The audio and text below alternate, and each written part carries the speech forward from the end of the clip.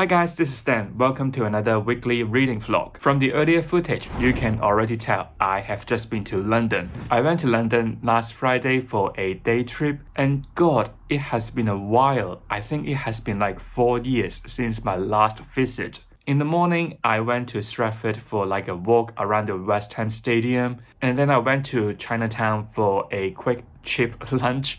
After lunch, I visited Foyles, which is a chained bookshops in Britain. I have been good. I didn't get any new books because when I go to a bookshop, usually what I will read is something that not on my TBR or works by author that I have never read before, so I can try it out in the shop. But unfortunately, the books in Foyles are like second, third, or even seventh book in the series. What's the point of jumping it in the middle of the series? So I didn't get any new books in. After Foyles, I had a little walk and then went to the Surbiton Gallery for an art exhibition, which is quite inspiring, I would say. In the evening, of course, went for a good dinner. So you can already tell I didn't do any reading on Friday. Over the weekend, and today is actually Tuesday, I've been reading Of Darkness and Light by Ryan Cahill. I think I am roughly 300 pages in. To be honest, I had a really good time with this book. I am so happy that I am back to this world.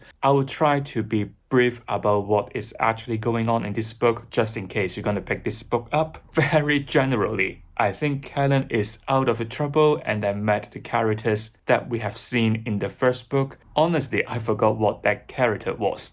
But luckily, this book got a little summary in the beginning of the book, so you can check it out, just in case you're gonna forget what happened in the first 2 books in the series. Also, there are references or characters from the first novella, The Fall. So I think if you want to jump into this series, it is better to read the novella as well. There is not too much happening with Dan at the moment, but what he said makes me a little bit emotional. For Reese, I am a little bit worried about him because he has been feeding with false information by the mages. I am not sure did they do it deliberately, but we shall see in the later part of the book. We also got new POVs, but I am not sure how that gonna tie into the whole story. There is a little bit language with the characters we have seen, but I am not sure how that part gonna play out in the story yet. I think what is going on with Kellen's sister, Ella, is interesting because I'm not sure because it mentions that Ella was trained with the Wolfspine since she was young. I'm not sure her connection with her Wolfspine, Fenrir, is similar to what's happening with Kellen. It is a little bit of a coincidence if both of them can kind of connecting to something else. This is what I have read so far. I do think this book is interesting. I do think this book is captivating. I think this book is easy to read even though this book is thick and heavy. I am not joking. It is like a workout when I hold the book by one hand. What I mean by easy to read is the author, Ryan Cahill, would repeat the information smartly, like what had happened in the past, the relationship, where the character has met with each other, how the character is gonna look like. These information are repeated but not repetitive because they are usually 1 or 2 sentences in a paragraph from time to time. You won't feel like, oh, you keep repeating the same information again and again. By the end of this vlog, I don't see myself finishing this book because it is massive and thick. Hopefully, I can get as far as I can. So stay tuned to it. I'll see you in the next update. See ya!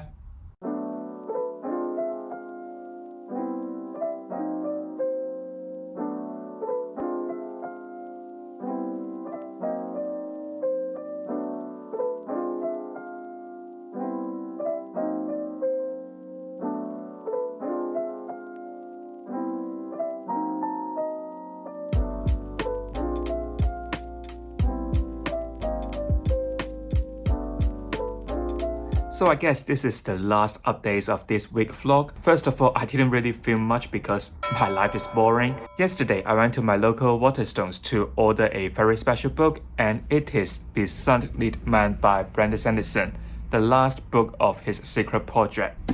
This is the reason why I need to go to the shop. Stunning. I know that I didn't include this book in this month's TBR, only because I thought it gonna be released not until May. I think back in last year when I checked it up, it would be released in late January this year, but I don't know why they just postponed it to March, and I don't know why I thought it's gonna be May. So unfortunately, I have to wait until next month to read this book. I have heard a lot of amazing reviews of it, so I honestly can't wait to pick this book up. Oh my god, I'm so dumb. While I was on my way to my Waterstones, I kept on listening to The Crown of Midnight by Sarah J. Maas, the second book of the Throne of Glass series. At this point, it looks like Selena had made her choice and maybe go on a date with someone. I think this book is entertaining because the narrator brings the story to life. She is so lively and it is so engaging to listen to. There are still quite a lot of secrets, mysteries we need to solve, so we shall see. The next thing, of course, is the boss of this reading vlog, and it is Of Darkness and Light by Ryan Cahill. This book is thick and heavy. I can't even lift it with one hand. Compared to the last update, I think I read roughly 150 pages more. Very weirdly, I don't know why, the characters that I am rooting for is not the main characters of the storylines. I think in this book there are perhaps 3 main storylines: Kellen, Ella, and Dane. But I didn't root for any of them. Dan is my favorite so far in this story. I know that there are not too much going on with him, but every time when we see him, it is like he cared so much about his friends, Kellen and Rist. You know what? Friendship is probably my favorite things to read in fantasy books. I just find it really heartwarming that Dan never forget about his friends. Also, he needs to learn how to control his temper and be a better team player, which I think it adds certain depth to this character. The other character I am rooting for, maybe it is a surprise to you, it is Father,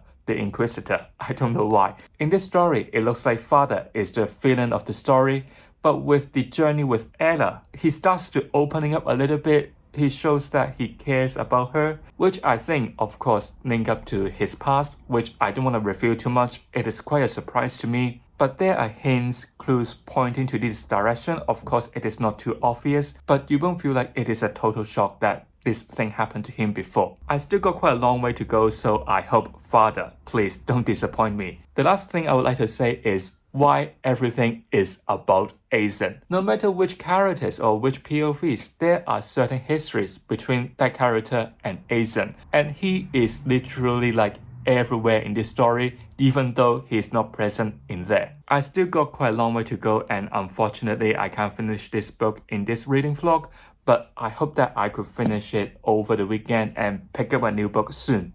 Before ending this reading vlog, I just want to say thank you for your support because this channel finally hitting a little milestone, 100 subscribers. Woohoo! Can you believe this little potato finally hitting this milestone? I know that it is a tiny number, but it literally makes my day when it turns from 99 to 100. So thank you to all of you. Thank you, thank you, thank you. So next week reading vlog will be a little bit special because it will be challenge based. So if you want to find out what challenge I am gonna attempt, stay tuned to it. So if you have enjoyed today's video, don't forget to give it a like. If you don't want to miss any content from me, make sure you have subscribed to my channel. I will see you real soon. Goodbye.